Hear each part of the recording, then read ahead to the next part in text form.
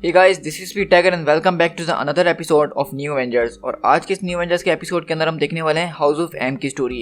जैसा कि आपको याद होगा कि हमने पिछली दफ़ा में देखा था कि हैंक पिम जो है वो जेसिका को बताते हैं कि हम लोग वार्ना मैक्सिमॉफ से मिलने आइलैंड पे जा रहे हैं, तो क्या तुम हमारे साथ चल रही हो। और उसके बाद वो स्टोरी वहाँ पे ख़त्म हो जाती है। तो अब हम बेसिकली देखेंगे कि हाउस ऑफ एम का जब इवेंट हुआ तो स्क्रल का उसके ऊपर क्या असर पड़ा और उनका क्या उसमें रोल था। सो गाइस, चलिए अब इस वीडियो को स्टार्ट करते हैं।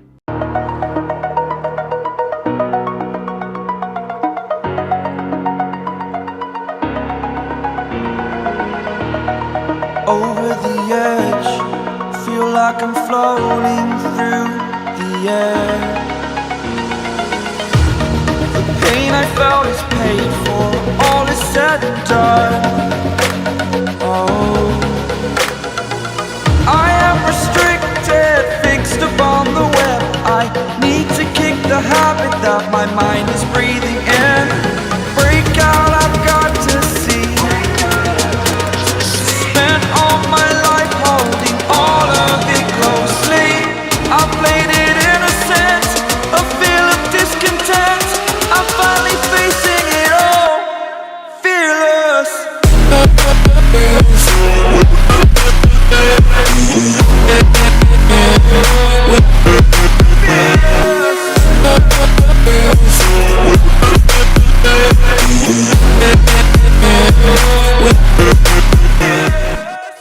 हम लोग बेसिकली शिफ्ट होते हैं उसी पैनल के साथ जो हमने लास्ट टाइम देखा था, जहाँ पे हम देखते हैं कि पूरी दुनिया वाइट हो गई होती है। और जब आंख खुलती है तो हम देखते हैं कि जेसिका ड्रू को अजीब व गरीब चीज़ें सुनाई दे रही होती है, जहाँ पे नताशा रोमनॉफ के बारे में चीज़ें लोग पूछ रहे होते हैं, कुछ इससे डायरेक्टर की चीज़ें पूछ रहे होते हैं, कुछ इंटेल्स वगैरह पूछ रहे होते हैं। मतलब बेसिकली हम देखते हैं यहाँ पे ये है कि जब उसकी आँख खुलती है तो वो देखती है कि वो एक शील्ड के हेली कैरियर के अंदर है और इस वक्त वो शील्ड की एजेंट है। और उसको कुछ समझ में नहीं आ रहा होता कि यहाँ पे चारों तरफ जो बातें हो रही हैं वो आखिरकार हो क्या रही हैं, और वो एकदम परेशान नज़र आ रही होती है। और इसी तरह वो शील्ड हेलीकैरियर से जब बाहर जाके देखती है तो पता चलता है कि ये हाउस ऑफ एम की रियलिटी है, जहाँ पे हर तरफ एम ही एम लिखा हुआ होता है और इनका हेलीकैरियर भी बहुत अलग तरीके का है। और इसी तरह हम देखते हैं कि पीछे से कुछ एजेंट्स आते हैं जो कि उसके साथ ही होते हैं, जिसमें हम देखते हैं नाइट क्रॉलर, मिस्टिक वगैरह, टॉड वगैरह शामिल होते हैं, रोग भी जिसके अंदर होती है। और वो पूछते हैं कि कमांडर आप इतना परेशान क्यों लग रही हैं। लेकिन हम वहाँ से देखते हैं कि जेसिका ड्रू को कुछ भी समझ में नहीं आ रहा था कि यहाँ पे हो रहा है तो क्या हो रहा है, और वो सीधा भागती है एक वॉशरूम की तरफ और वहाँ पे जाके बैठ के रोना शुरू कर देती है। और इतना वो रोती है कि दरअसल वो अपनी ट्रू फॉर्म के अंदर आ जाती है, लेकिन फिर वो वहाँ से अपने आप को कंट्रोल करती है और संभालती है। और इसी तरह हम यहाँ से शिफ्ट होते हैं शिकागो के अंदर, जहाँ पर डॉक्टर हेनरी पिम और हैंक मकॉय यानी कि बीस्ट दोनों मिलकर एक प्रोजेक्ट पे काम कर रहे होते हैं। और यहाँ पे बेसिकली हमें इनकी बातों से ये पता चल रहा होता है कि ये लोग दोनों दरअसल टोनी स्टार्क के लिए काम करते हैं।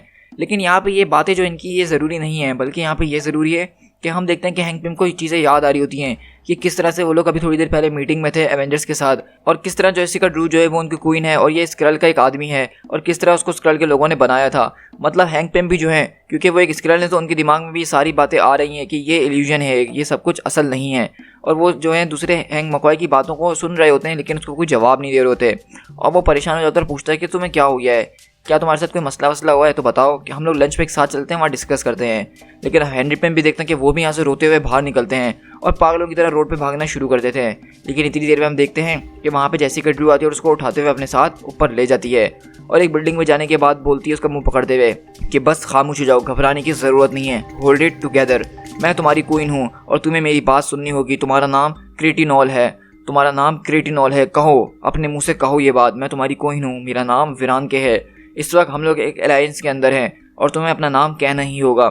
तो बोलता है कि हाँ मुझे याद आ गया, मैं कृति हूँ, लेकिन मुझे ये सब समझ में नहीं आ रहा कि ये सब हो क्या रहा है, मतलब ये हर चीज़ इतनी गलत कैसे हो सकती है। तो बोलती है कि हाँ मुझे भी कुछ समझ में नहीं आ रहा, लेकिन तुमने मुझे फ़ोन किया था कि तुम लोग एवेंजर्स और एक्समैन के साथ स्कारलेट विच से डील करने के लिए जा रहे हो, तो वहाँ पे हुआ क्या था, क्या तुम्हें कुछ याद है। तो बोलता है कि हाँ मुझे याद है बिल्कुल, कि मैंने आपको कॉल की थी।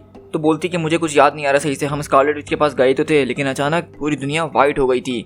तो बोलता कि हाँ दुनिया वाइट हो गई थी। तो जेसिका बोलती क्या तुम लोगों ने उसको मार डाला था।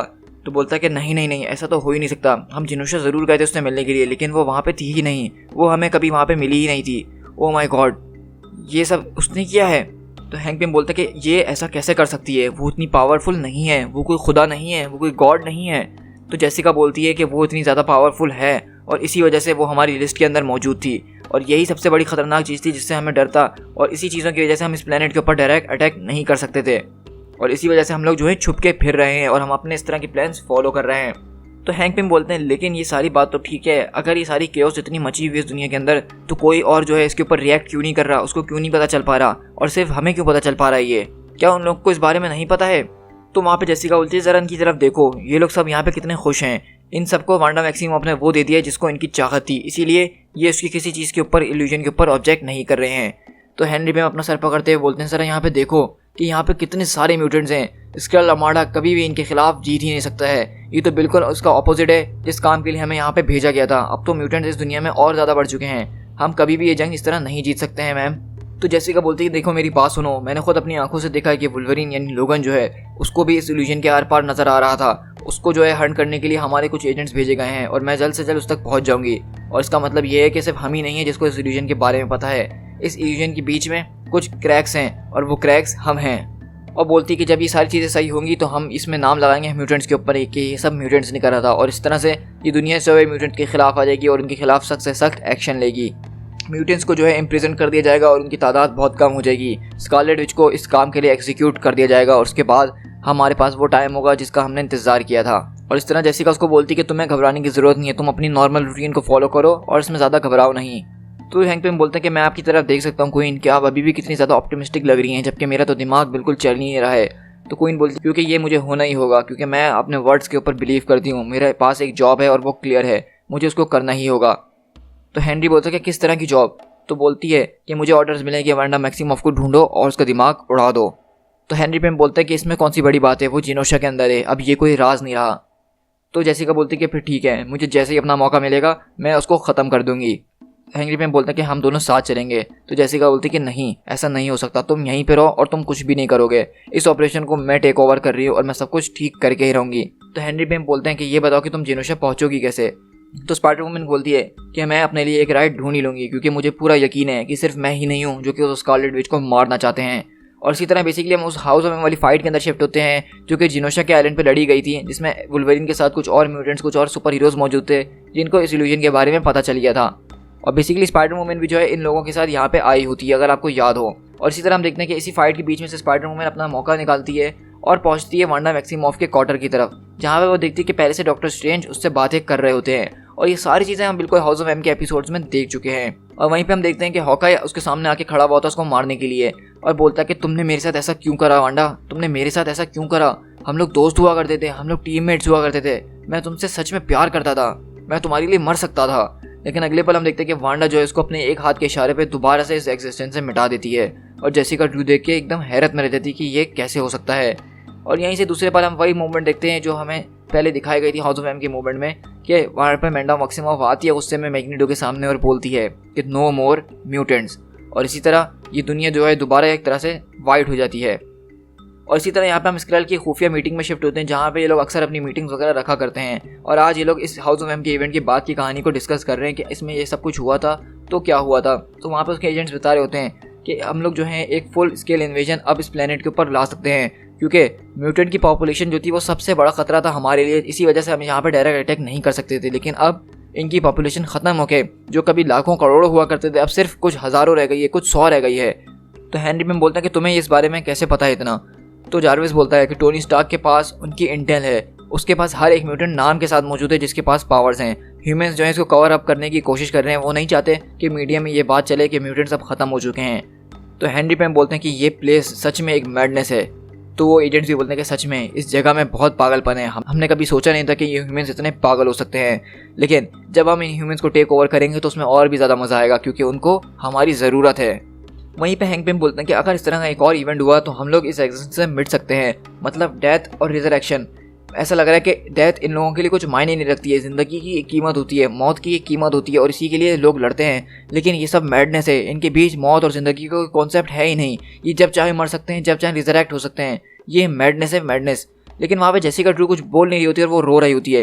तो वहाँ पे इलेक्ट्रा आती है और बोलती है कि माय क्वीन आपको क्या हुआ है। तो वहाँ पे दूसरे एजेंट बोलते हैं कि इनको अकेला छोड़ दिया जाए, अभी अभी ये इतने ख़तरनाक दौर से गुजरी हैं, इनको थोड़ा सा रिलैक्स रहने दो। तो क्वीन बोलती है कि नहीं नहीं, मुझे तुम लोग को जो बताना है वो एक न्यूज़ है और मुझसे तो कहा भी नहीं जा रहा कि मैं तुम्हें कैसे बताऊँ, क्योंकि बेसिकली हम लोग देखते हैं स्पेस के अंदर जो स्क्रल के बचे कुछ जहाज़ होते हैं, जो उनके घर होते हैं, एम्पायर्स होते हैं, अब वो तबाह हो गए होते हैं। और वो किस वजह से तबाह हुए होते हैं? एनहाइलेशन की वजह से। अगर आपको पता हो कि मार्वल कॉमिक्स में जो है जब सिविल वॉर का इवेंट चल रहा था तो स्पेस के अंदर भी एक बहुत बड़ा इवेंट चल रहा था इनहाइलेशन के नाम से, जो कि मैंने अपने चैनल पे शेयर करने के लिए सोचा था, लेकिन आप लोगों ने कहा था कि उस इवेंट को ना शेयर किया जाए और जो अर्थ के इवेंट है सिर्फ उन्हीं के ऊपर अभी फोकस किया जाए। तो इसी वजह से मैंने वो इवेंट शेयर नहीं करा था, जबकि वो इवेंट इतना ज़्यादा ज़बरदस्त इवेंट था जिसके अंदर नोवा, क्वाज़ार, गैलेक्टस, थेनोस, ड्रैक्स इस तरह के इवेंट्स हैं। और उसमें होता ही है कि नेगेटिव जोन का एक विलन एनाइलस जो होता है वो हमारी अर्थ के ऊपर आता है और अपनी एनाइलेशन वेव फैला देता है, जिससे पूरे के पूरे एम्पायर्स स्पेसिस ख़त्म हो जाते हैं। लेकिन अर्थ को इसके बारे में पता नहीं चल पाया इस वजह से क्योंकि अर्थ के ऊपर अपनी सिविल वॉर चल रही थी। तो बेसिकली हाउस ऑफ एम का इवेंट जो हुआ था वो सिविल वॉर से कुछ पहले ही हुआ था।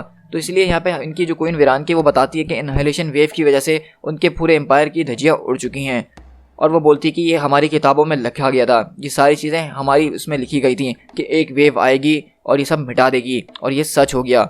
मुझे अफसोस होता है कि इन सारी किताबों में लिखी हुई बात को सही प्रूफ करने के लिए बिलियंस ऑफ स्क्रल की आज बलि चढ़ गई, और मुझे नहीं पता कि हमारे इस मिशन को ख़त्म होने तक और कितने बिलियन स्क्रल्स मारे जाएंगे। और ये सब भी हमारे किताब में लिखा गया है कि एक ब्लू वर्ल्ड है जो कि हमारा घर बनेगा और हमें उसके ऊपर विश्वास करना होगा, इसीलिए ये अर्थ हमें अब किसी भी हालत में लेनी ही होगी। He loves us. The and.